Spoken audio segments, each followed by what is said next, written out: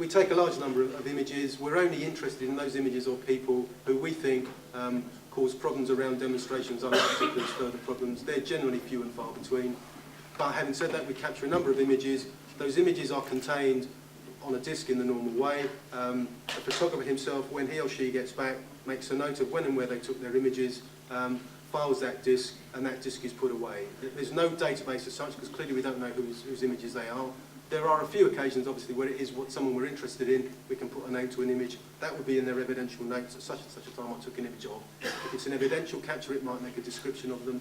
The vast majority, as images are taken, they're stored on a disk. To retrieve them, we'd have to look back at every photograph because we don't know who the picture is of. But they sit there, and because of all the other protection rules, we keep them. I think usually we weed them after a couple of years. We should keep them for 7, but of course they build up. So there isn't, subject to what people think, a database of every picture that we've taken because we haven't got that facility.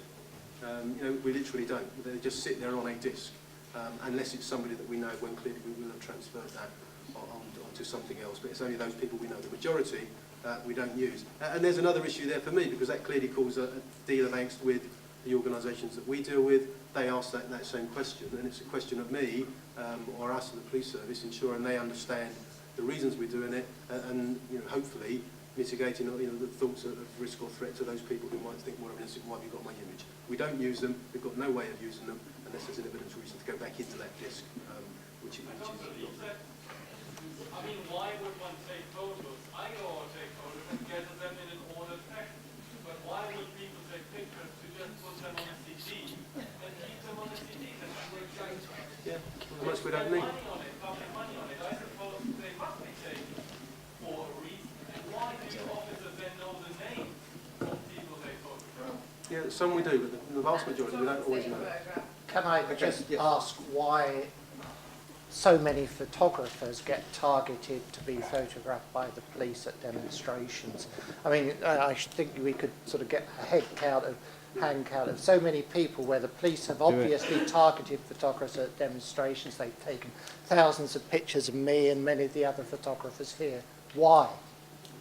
Presumably because you're regular at demonstrations, I don't know. Well, yeah, that isn't an answer. I have no use for them. That isn't a sensible answer. Yeah. Why are they building up these photographs of press photographers? I don't think we are. If everyone speaks, no one gets heard. Please wait for the microphone, one at a time. Can you give me your cast iron assurance, which no doubt you'd be prepared to back up in writing, that the police don't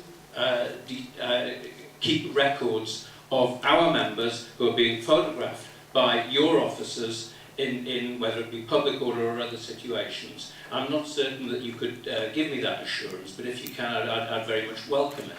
What I will do on that one is I'll give you a written answer. I'll go back and I'm pretty sure we don't. There might be the odd journalist whose name we know, whose photo appears somewhere, to say we don't keep a database.